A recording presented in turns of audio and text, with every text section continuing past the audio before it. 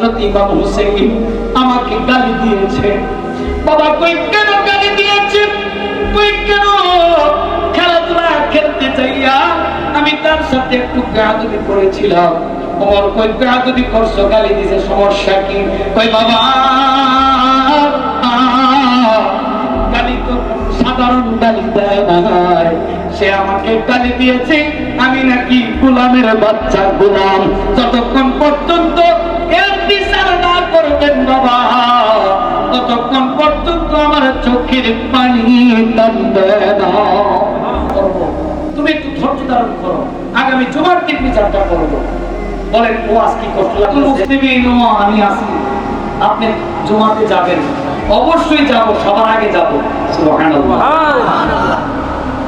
জুমার নামাজের সময় সমস্ত সাহাবীদেরকে বলতেছে, সাহাবীরা রে আমি খুতবা দিব, খুতবার আগে আমি তোমাদের কাছে একটা নালিশ করতে চাই। কই কি নালিশ করবে? কয় আমি আমার ছেলে আব্দুল্লাহর একটা বিচার করব। কি বিচার?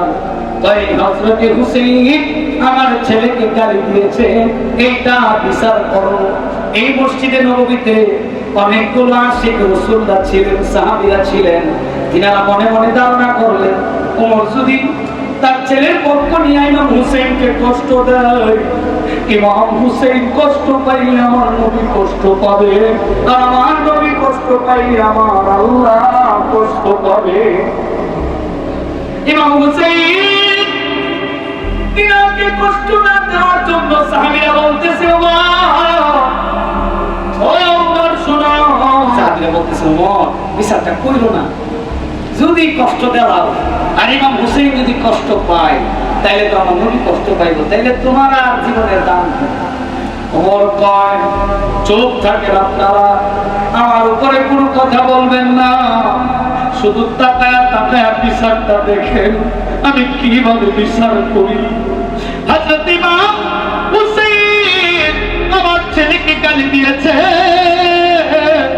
আমি এইটা বরদাস্ত করতে পারি না। কি গালি দিয়েছে জানেননি? সাহাবীরা কই কি গালি দিয়েছে? কই আমার ছেলেকে ইমাম হুসাইন বলেছে আমার ছেলে নাকি গোলামের বাচ্চা, গোলাম। ইমাম হুসাইন আপনি কি আছেন? লাব্বাইক ইয়া ওমর, অবশ্যই আমি আছি। আপনি কি আমার ছেলেকে গোলামের বাচ্চা কয়া গালি দিয়েছেন? হ্যাঁ দিছি। সুবহানাল্লাহ। কোন কারণে আমাকে গোলাম বললেন? আমারে গোলাম বানায় কেন গালিটা দিলেন? ইমাম হুসাইন ডাক দিয়া কয়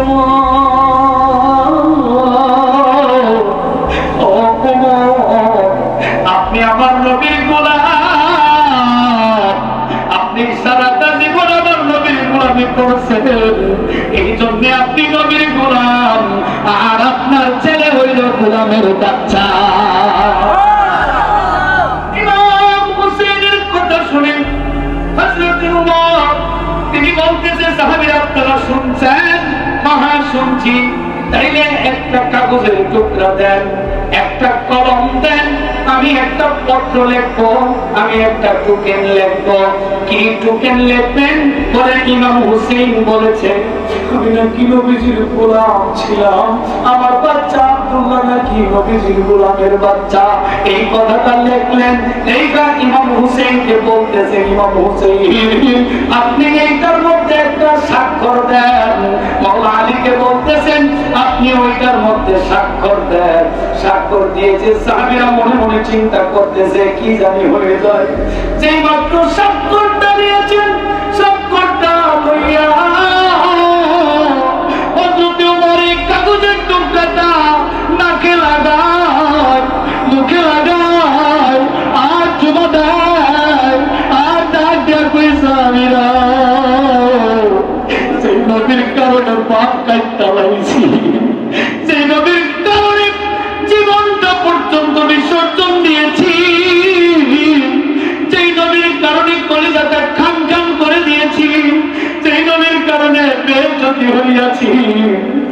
ওই নবী কোনদিন আমার গোলামিয়তের সার্টিফিকেটটা দেয় নাই।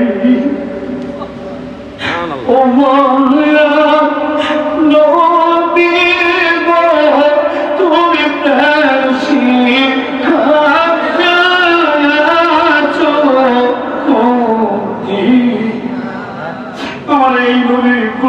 সার্টিফিকেটটা দেয় নাই।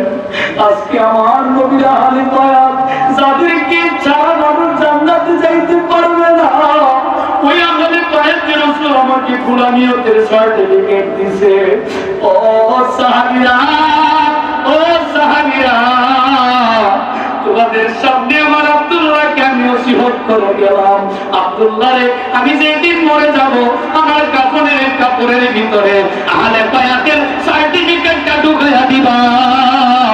আমি হাসরের মাঠে আমার রাসূলের সামনে দাঁড়ায়া বলবো, আপনার আহলে বায়াত আমাকে গোলামিয়তের সার্টিফিকেট দিয়েছে। আজকে বলেন সুবহানাল্লাহ। সাহাবীরা আহলে বায়াতের সার্টিফিকেট চায়, আর আমরা দেশে কুইন্নার গর মুইন্নার হইতে আহলে বায়াত চিনে না। জুতা মারি তোদের বাপ দাদার কথা, কথা কোন ঠিক কিনা? আহলে বায়াতকে যারা ভালোবাসবে না তাদের সাথে আমাদের কোনো সম্পর্ক থাকতে পারে না।